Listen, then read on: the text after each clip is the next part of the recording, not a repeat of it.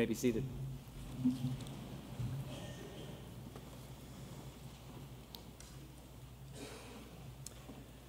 So Brian volunteered to slaughter the goat. I'm not sure he'd ever cleaned a fish on his own, actually, but we were camping in the bush country of Kenya, and he just had to give it a go.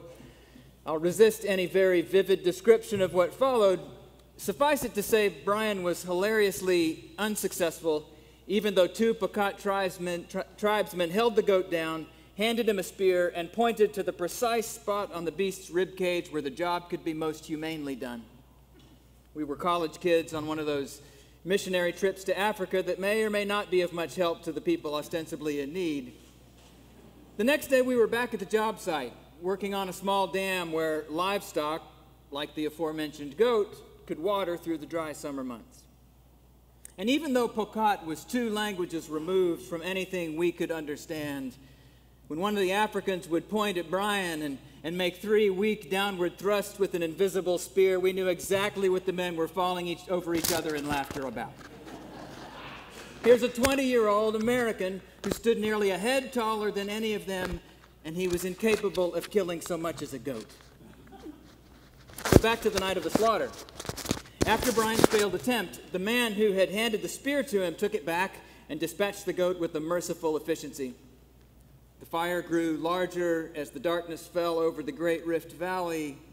We were told its flames might flash in the eyes of lions who lay not so far off in the bush. True or not, the possibility only added to the raw thrill of the evening for all of us.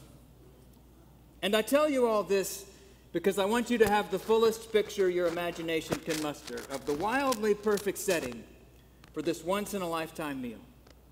My very first taste of goat liver expertly roasted over an open fire.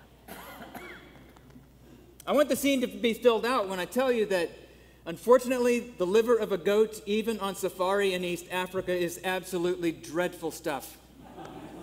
Tastes like the overcooked insole of an old running shoe. It's about that tender. It was almost as revolting as the curdled milk the Kenyans kept in gourds and served to us at room temperature usually being somewhere in the mid-90s this time of year. So maybe you can appreciate the missed opportunity this was for me, because the surest way to achieve hipness in our culture right now is to rave about an ethnic dish no one else has heard of, you found in some authentic, out-of-the-way place where no one else has ever been, right? If only goat liver didn't taste so abjectly horrible, I'd be instantly in.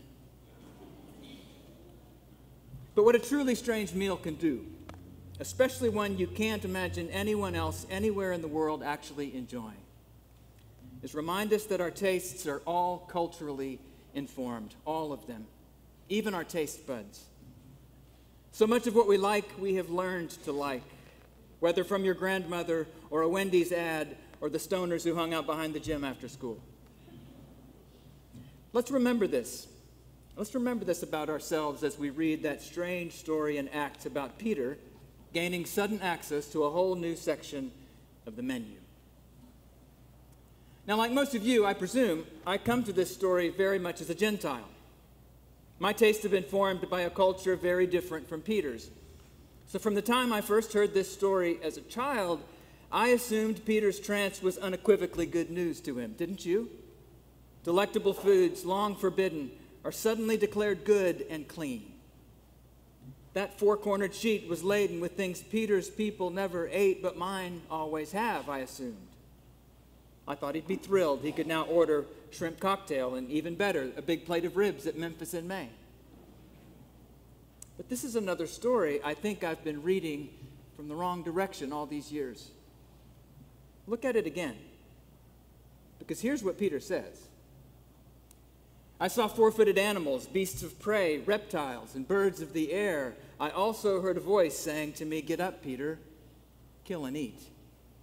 But I replied, "By no means. Nothing profane or unclean has ever entered my mouth." This sounds more like an uncomfortable divine order that some lily-white city kid in the African bush go kill a goat, roast it up, and wash it down with half a gourd of curdled milk. Peter isn't being offered a taste of new freedom. He's being ordered to let go of an essential part of his identity. And not just his culinary identity, Food and religion have been deeply connected from the beginning, haven't they? The tree of knowledge of good and evil, you may remember, was covered with food that was good to eat, not just blossoms that were pretty to look at. From the tragically different sacrifices of Cain and Abel to the intricate instructions of the Passover meal to the Last Supper Jesus had with his friends, a supper we imitate right here each week. Food is almost never just a matter of caloric intake in the Bible. It is laden with culture and memory and ritual and rules, because food matters. Whether it's desirable or revolting, food matters. Because our desires and our revulsions probably have a lot more to do with who we are than our ideas. And God cares about who you are. And the story of Peter's vision is a story of one more person whose entire understanding of himself gets disrupted to the core of his being. Food is culture. Food is identity.